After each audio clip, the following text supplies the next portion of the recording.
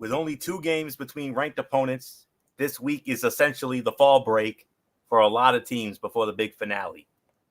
Just one of those games, Georgia versus Florida in Jacksonville, is between Power 5 opponents. The other ranked showdown is a marquee AAC game between undefeated SMU and a one-loss Memphis team that's fortunate to be where it is, thanks to Tulsa's missed last-second chip shot field goal last Saturday. Also, 4 of the top 5 teams in the Associated Press rankings are idle this weekend, so there's not a ton of action. There are still plenty of watching, though, some key battles. Hello, friends, and welcome to Week 10 of Strictly Sports College Football Thursday. I am your host, Anthony Florio. I am joined by good old MF Michael Fletcher and Michael Bullock. As the great Howard Finkel once famously said at WrestleMania 5, I apologize for the technical difficulties. Very serious technical difficulties on my end. My net was down on my laptop, so what I had to do was I had to do a hard reset, and thankfully it worked, and my net is back up and running. So because of the delay, we're gonna try our best to get through these games as quickly as we can, even though I am the Chris Fowler of this show, but we'll have to wait and see. So but there is one quick thing we do need to update you on, and that is, if you're not watching the games right now, oh boy, we got not one but 2 upset alerts right now. Number 12 Baylor is at home right now against West Virginia, and that just went into the fourth quarter. Well, actually, Baylor just took the lead. It's 17-14 Baylor. 10-19 to go in the fourth. They just hit a field goal, Myers, from 36 yards. But number 20, Appalachian State, is in trouble. They are late in the fourth quarter, under 4 to go, and they are trailing Georgia Southern 24-21. And I know somewhere MF is licking his chops right now saying, now you know how we felt back in 2007 on opening day. Now you know how we felt. And who knows? That could happen. So we'll keep an eye on it if anything significant happens. But for right now, let's dive into the games for this week. We only have 12 games on the docket, gentlemen. So let's try our best here. High noon on ABC, the number 14 Michigan Wolverines squaring off against the Maryland Terrapins at Capital One Field at Maryland Stadium on ABC. And working that game will be Steve Levy, Brian Greasy, Todd McShay, and Molly McGrath. And the spread favors Michigan. Michigan is favored by 21 points. So, well, let me see what I have. The win over Notre Dame may have been the most complete effort Coach Jim Harbaugh's team had in the past calendar year, and it was much needed with the consternation around Ann Arbor. The Wolverines have to tune things up the rest of the way before the season-ending tilt with Ohio State. This week's game should be a little easier, maybe even a laugher. 38-13, Michigan over Maryland. So nothing more to say. MF, I bow. As a Notre Dame fan, I bow to you and Michigan. I mean, what did Ben Stein always used to say? I bow to your superior greatness, or something like that. He always says that he bows to his superior greatness, that you humble me, but you hate me. Take my money and get out of here. Well, that's the second time a college football team that I like did that to your beloved Notre Dame. Miami under siege them at the U at Hard Rock, and now once again, I told you it was going to happen. Michigan was going to take down Notre Dame, and sure enough, it happened again. But I know payback will be a dime a dozen next year when we go into Notre Dame Stadium. But Michigan needed that game. They needed it to ride the ship. Now they're going up against Maryland. I hope they don't take that game too seriously, because of the fact that I believe they got another big game right behind that. I think they got to play Michigan State. I think they got Stady after that. No, I think they're off. When's the next game for Michigan? Yeah, it is against Michigan State, but it's good. But Michigan has a bye after that, so Michigan will win this game, no doubt about it. Bullet, go.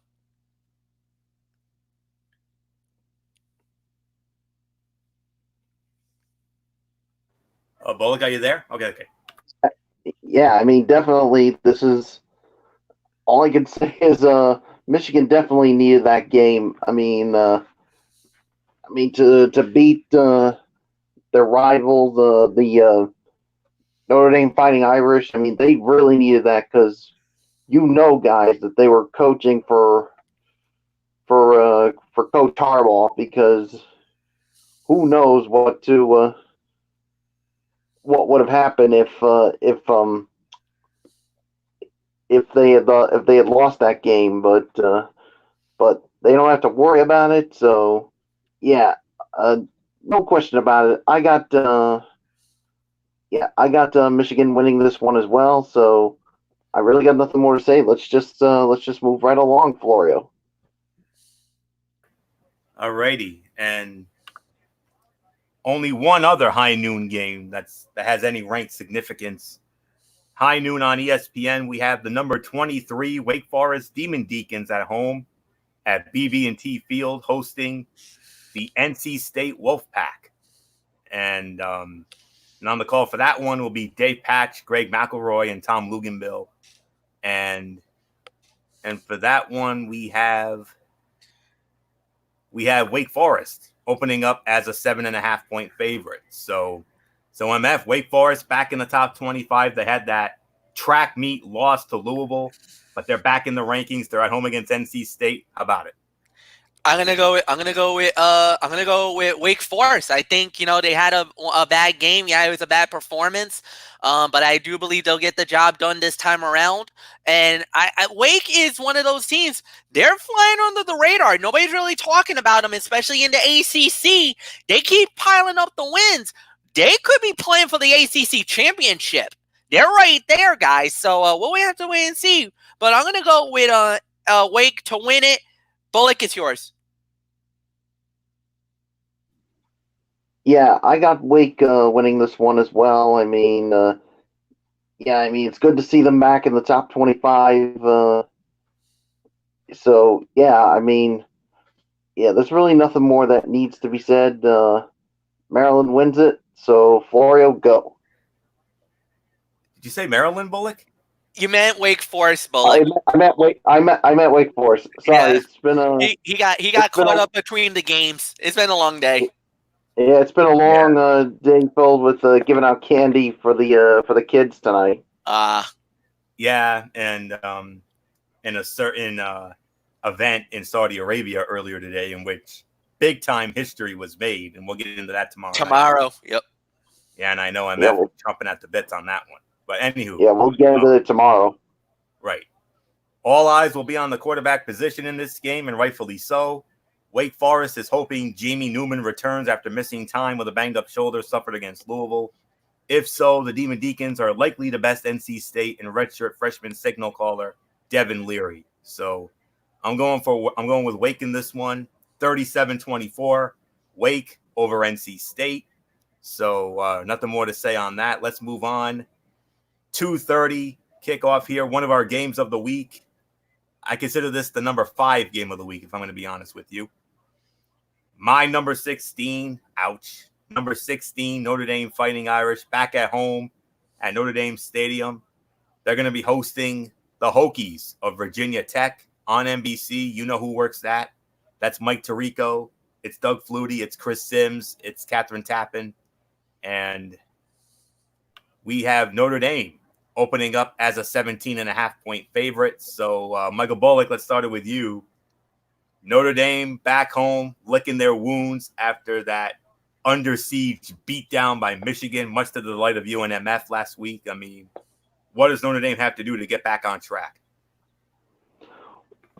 Well, I think Notre Dame, for what they got to do to get back on track, they just need to get back to their style of play. I mean, they need to do what they do best that got them to where they are right now. So, they just need to take care of the football, and I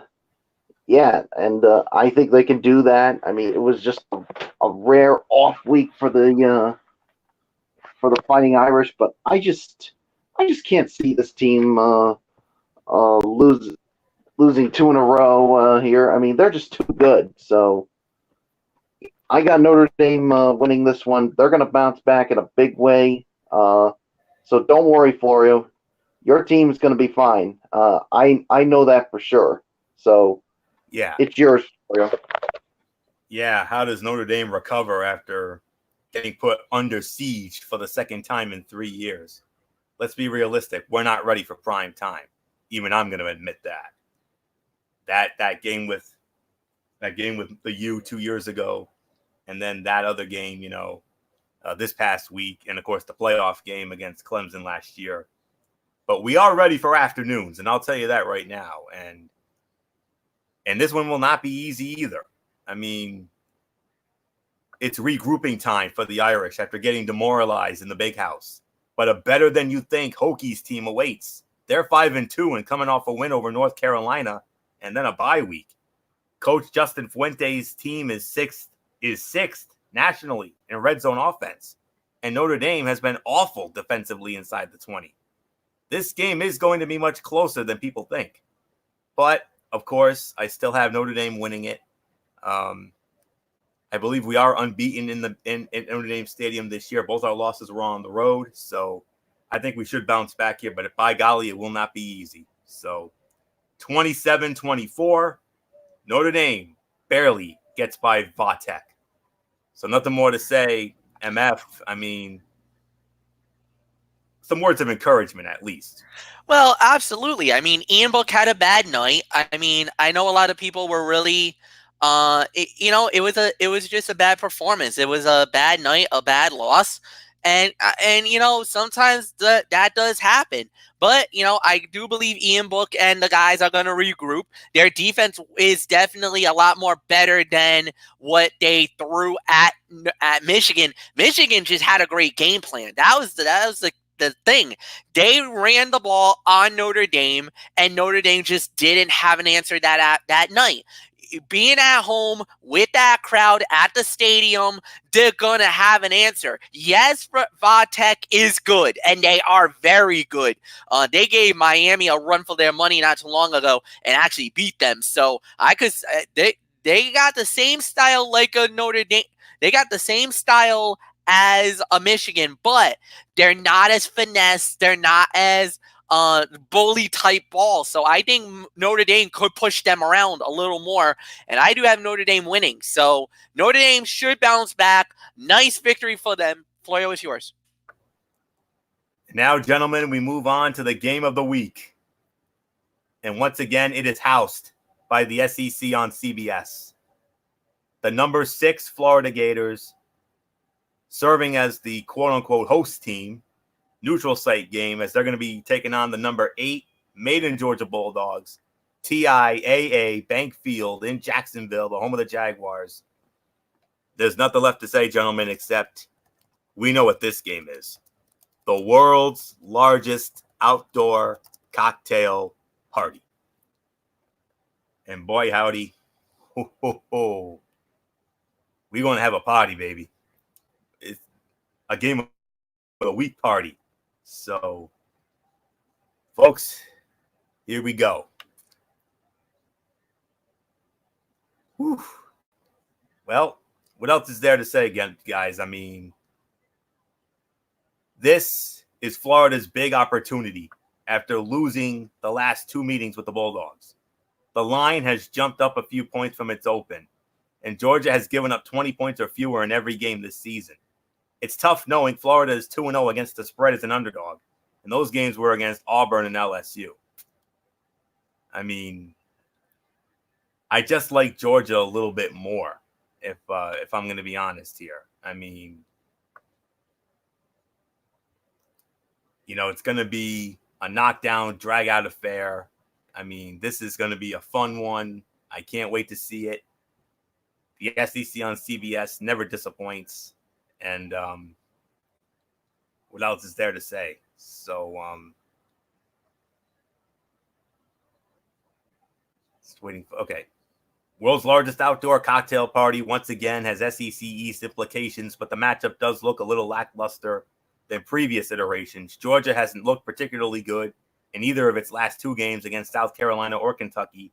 And Florida got a scare from South Carolina as well. Look for Florida's defense, 124 running yards a game to try and get Georgia behind the chains early and pin their ears back against Jake Fromm on obvious passing downs. That's easier said than done against a running back core that has 5 players averaging at least 6.3 yards a carry. Conversely, Florida must score in the red zone, where it failed twice in its 42-28 loss to LSU. Kyle Trask has been good at quarterback for the Gators, but that might be too big a task for him to accomplish against the Georgia team, giving up 10.6 points a game. And neither of these teams has looked impressive offensively in the past couple of games, but coming off bye weeks, they may have fixed some things. The Bulldogs need to get back to what made them a feared team early in the year, and it starts with Jake Fromm and his young receiving core. They need to get back on track, and Georgia will pull out a close win. I did forget to mention the SEC on CBS. You know who's working that. Brad Nessler, Gary Danielson, and Jamie Erdahl. Georgia is a 6-point favorite, and I'm going with the Maine and Georgia Bulldogs to win this one. My final score, 27-24, Georgia over Florida. Should be a 5-star game of the week type game, no doubt about it. So nothing more to say. MF. Huge SEC East implications in this latest installment of the world's largest outdoor cocktail party. Game of the week. SEC on CBS. Yes, game of the week, no doubt about it. I'm going to go with Georgia. I think they're going to bounce back. I think they're going to win this game. It's going to be close. It's going to be down to the wire, but I kind of feel like it's going to be like a 27-24 affair. Georgia wins. Nothing more to say. Mike Bullock, I'll give it to you. Yeah, I'm going to go with Georgia as well. I mean, they really need to definitely to bounce back with the way they've been playing lately. But yeah, and I think this is the right game for them to bounce back. So yeah, I mean, you know that this is going to be a challenge for them, but Georgia's definitely going to pull it out in the end. So yeah, so there's really nothing more to say. Georgia wins. Let's just move right on. Usually we have a lot of 3:30 games, but believe it or not, on this short slate, we only have one other. The number 22, look at this. Look who's back in the polls, and rightfully so.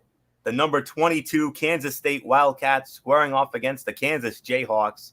David Booth Memorial Stadium, Lawrence, Kansas. Fox Sports 1, FS1, whatever you want to call it. That's where the game will be housed.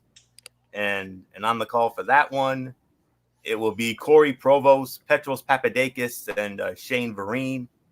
And we have Kansas State opening up as a 6-point favorite. And I believe it's MF who starts it off. And MF, Kansas State. What did they do? What did you guys do? They shocked the nation. Come on, somebody.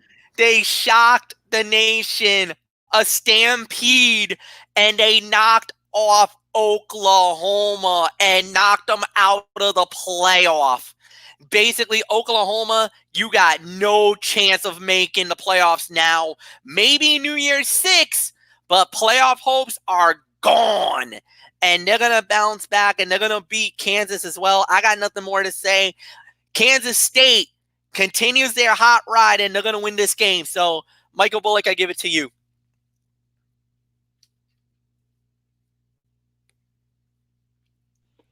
What's the game we're talking about here, guys? Kansas State and Kansas. Yeah, Kansas State. Yeah, I mean, I definitely got them winning this game. I mean, there's no doubt in my mind. Yeah, I mean, what can you say? Oklahoma's chances really went down the chute thanks to Kansas, and yeah, hopefully they enjoyed last week, because it's not going to be there's going to be no repeat of that this time against this Kansas State team. So, yeah, Kansas State wins. Let's move right along, Florio. Well, I got to get my thoughts in. And Kansas State is coming off the upset of the year against Oklahoma, but must now refocus on a Kansas team that scored one of the wildest wins of the season last week against Texas Tech. You can bet Les Miles will throw everything he can at Chris Kleeman's Wildcats. But look for the visiting team to play sound football. Look for K-State quarterback Skylar Thompson to have another big game after his 4-touchdown outing against the Sooners. I got Kansas State winning 35-23. And ladies and gentlemen, another week and another upset. Appalachian State goes down. They lose. Georgia Southern goes in and steals one at Appalachian State, 24-21. Hold. Wait. It's not over. Hold on. It's not over. It's not over. Maybe a defensive penalty? I don't know. There's something going on the field. It looks like the referee's gone to video review. So hold the phones. Wait a minute. Maybe this might be just a check about the clock, but I believe. Let me see. Well, no, there's no time left. No, it's game over. It's game. Yup. Yeah, no. Yeah, it's fine. It's over. You can say it's an upset. I don't understand why these guys need to review it, but I think they wanted it to see if there was any time left because for the illegal touch, but no, I don't think there's no time left. I believe. Oh, the knee was down. That's why they were trying to say that it wasn't over yet. No, it looks like it is over. So yeah, no, it's over. It's officially over now. So yup, we got the upset. Appalachian State has gone down. And I'm sure you probably say, I'm sure deep down MF is saying right now, now you know how we felt when you boys did that to us 12 years ago. So, but go figure, another week and another major upset. Appalachian State goes down. It is now official. 24-21. Georgia Southern steals one at Appalachian State. Holy cow, are you kidding? Wow. And we have another upset alert. I told you Baylor. Baylor's in a fight right now against West Virginia, a fight they should not have been in at all. But obviously they look past them, so we'll keep an eye on the West Virginia-Baylor game when it becomes available. But all right, I believe I've given my piece about K-State and Kansas, so let's move on to our 2 4 o'clock games. First one, well, this one's going to be a squash here. Number 4, Clemson, your reigning and defending undisputed national champion Clemson Tigers at Death Valley at home Memorial Stadium. They're hosting the Terriers of Wofford, and this will be at 4 o'clock over on the ACC network. And Chris Carter with Mark Herzlich and Kelsey Riggs, they will have it. There is no spread for this game. You would have to imagine Clemson's got to be a very sizable favorite here. So that's really all there is to say. So it's Clemson. I mean, this is a bad time to catch the Tigers, who look like they're finally getting their sea legs after an ugly start to the season offensively. The Terriers are not going to pose much of a threat past the first quarter. This is an opportunity for Dabo Swinney to see a lot of his young guys in action. So Clemson in a laugher, 59-3. Nothing more to say. MF, Clemson's back. Agreed. Clemson should win this game, and they should win this pretty handily. There's really nothing more to add. Michael Bullock, go. Yeah, it's Clemson all the way, no doubt about it. So I really got nothing more to say. Let's just move on, Florio. And gentlemen, we move on to the other 4 o'clock game, but this is a much bigger one. This is the number 4 game of the week in my book. A great Pac-12 matchup, 4 o'clock on Fox. The number 9 Utah Utes against the Washington Huskies at Alaska Airlines Field at Husky Stadium. And on the call for that one for Fox It'll be Joe Davis with Brock Heward and Bruce Feldman. And I believe Utah. Yes, Utah opening up as a 3-point favorite. MF, we'll start it with you here. Number 4 game of the week. Here come the Pac-12 again. We got 2 more big games from the Pac-12 this week, and we started off Utah against Washington. Major trap game for the Utes. Yeah, no doubt about it, major trap game, but I believe they'll get by this one. I think they just got a better team. Even though I do like Washington. They are a very good team. They're very proper, but I think Utah is on a mission right now. Right now, they would definitely be in the mix to make the New Year's 6. And I think they definitely would want to continue that hot ride right now. So I got Utah winning the game. Nothing more to say, Michael Bullock. I'll give it to you.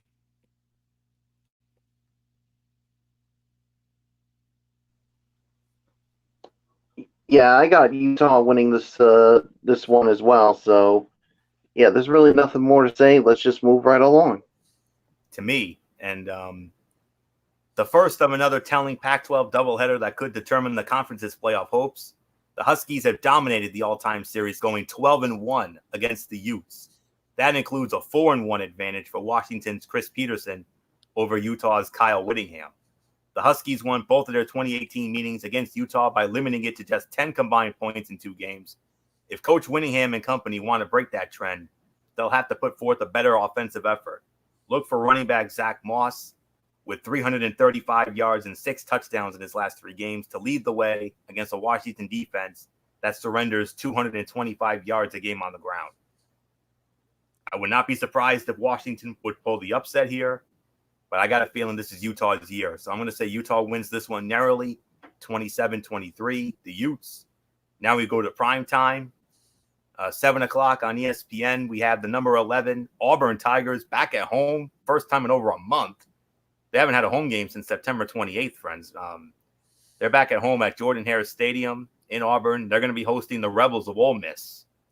And on the call for that one, I believe Sean McDonough's crew is working this one, if I'm not mistaken. Yes, Sean McDonough, Todd Blackledge, and Holly Rowe will have it. And Auburn opening up as a 19.5-point favorite. So Bullock, I think I know where you're going, who you're going with in this one.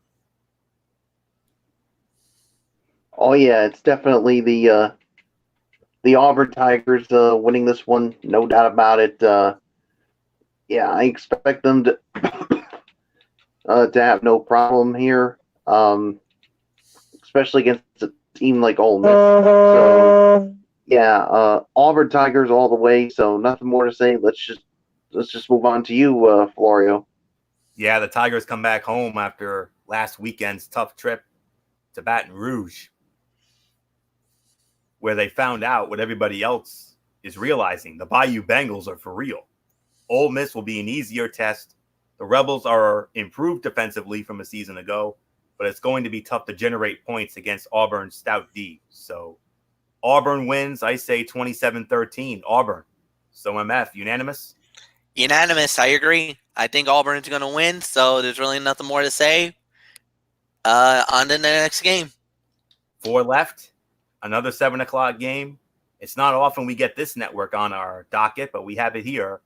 A game that will be found on the CBS Sports Network.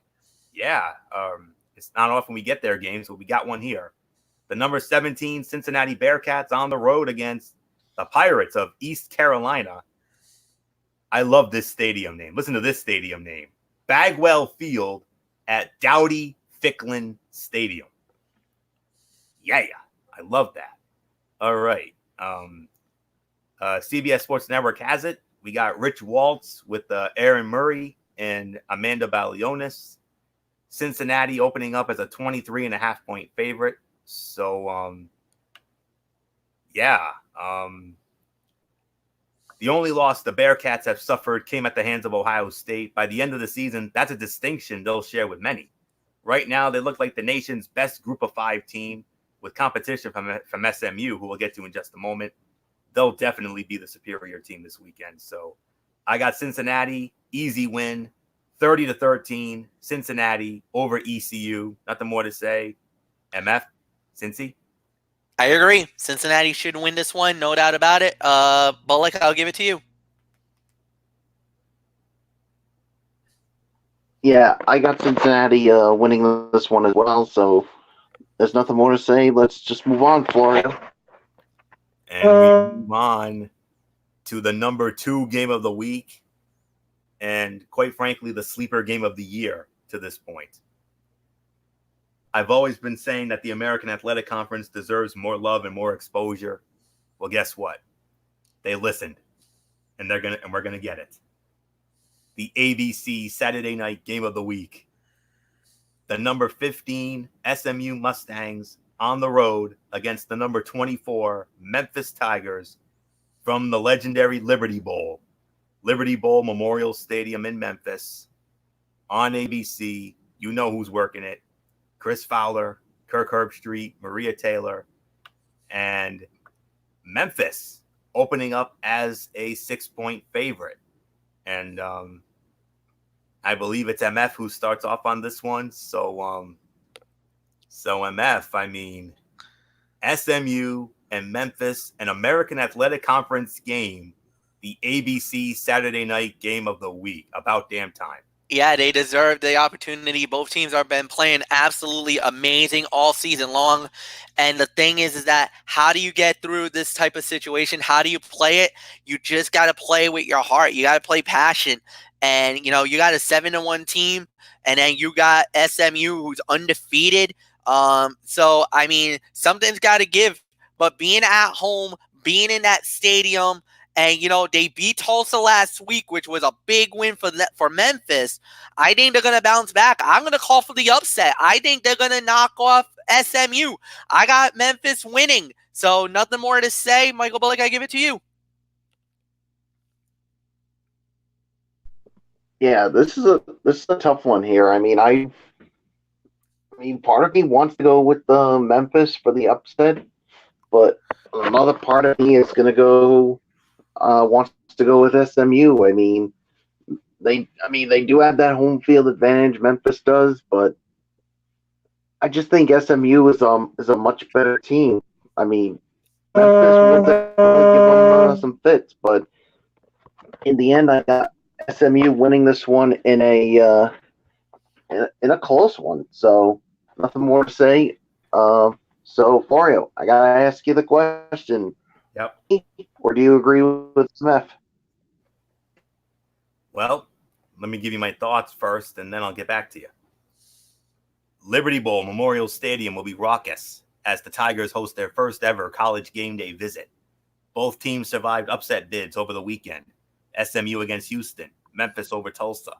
But the Tigers are the early favorite in this pivotal AAC matchup. SMU coach Sonny Dykes, on the short list for several Coach of the Year awards, will almost certainly use that as a motivator for his team. Will that be enough against a Memphis team that has been solid on defense and has seen excellent play from their quarterback, Brady White, 2,161 passing yards and 20 touchdowns, and running back Kenneth Gainwell, 979 yards and 14 touchdowns? Memphis is having a nice season, but is nowhere near as explosive offensively as it's been in recent years. There's just something about that Mustang magic this season, too. There's no question the Bluff City will be hyped with ESPN's College Game Day crew coming to town. But SMU is going to pull this one out on the road. I'm going with Bullock here. Respectfully disagree with MF, but I would not be surprised if Memphis were to win. But I'm going with SMU. I think it's their year. 40-37 SMU. I think we've lost Bullock here. I can't get him back in. So but I'm going with SMU 40-37. So that's all there is to say on that. 2 games left actually. And here comes the number 3 game of the week right here. From number 2 to number 3, 8:00 on Fox. The number 7 Oregon Ducks squaring off against the USC Trojans, the Los Angeles Memorial Coliseum. Yeah, you know that they're going to be ready. So, But it's Oregon against USC, and usually we get this crew at high noon, but I think maybe for this week only, we're getting them in prime time. The A team is working this one. Gus Johnson, Joel Klatt, Jenny Taft. They'll be at the Coliseum. And Oregon opening up as a 4.5 point favorite. And I believe Michael Bullock starts it off here. So Bullock, if you're all set and back in, let's have you start off quickly now. The number 3 game of the week, number 7 Oregon against USC at the Los Angeles Memorial Coliseum. Gus Johnson and company on the call for Fox. Oh yeah, this definitely should be a good one here, no doubt about it. But to me, Oregon's definitely the much better team here. Oregon, I got them winning this one, so I really got nothing more to say. So, Florio, it's yours. Yeah. It's got to be Oregon. I mean, the more important of the aforementioned Pac-12 doubleheader, USC has already played spoiler to Utah this season and nearly took down Notre Dame and South Bend. The Ducks can't afford to look past their largest remaining hurdle to a one-loss regular season. The Trojans aren't nearly as efficient on offense as Oregon's last opponent in Washington State, but the receiving trio of Michael Pittman Jr., Tyler Vaughns, and Amon-Ra St. Brown is as talented as any of the Ducks will see this season. They'll have to keep pressure on Keaton Slovis to inhibit his receivers' playmaking ability. Offensively, they'll need to get running back C.J. Verdell involved in both the run and passing game. Oregon lost its last trip to L.A. 45-20. Chances are Coach Mario Cristobal remembers that this week. And the Ducks were fortunate to outlast Washington State when basically nothing went right. While the Trojans were able to come back and beat Colorado, they have too many injuries to hang with a team as complete as Mario Cristobal's Oregon team. It won't be a blowout, but the Ducks will handle business. So I'm going with Oregon to win 34-24. And it's a final. Baylor, unlike Appalachian State, Baylor escapes. They hold on. They beat West Virginia 17-14. Like Dusty Rhodes said at that Uncensored event in 96, woo, they survived. Nothing more to say. MF, how about it? They did survive. And as far as the other game goes, I'm going to go with Oregon as well. I think they're destined. They're destined for a big run here. So we'll have to wait and see. Anthony, 1 game to go. Let's finish it off. Yes, sir. And that one will be a 10:30 kickoff. Wow. A second CBS Sports Network game. How about that? The number 21 Boise State Broncos squaring off against the San Jose State Spartans, CEFCU Stadium in San Jose. CBS Sports Network has this one. And on that call, it will be their A team, Carter Blackburn, Aaron Taylor, Jenny Dell, our old friend. And I do believe, just waiting for this to...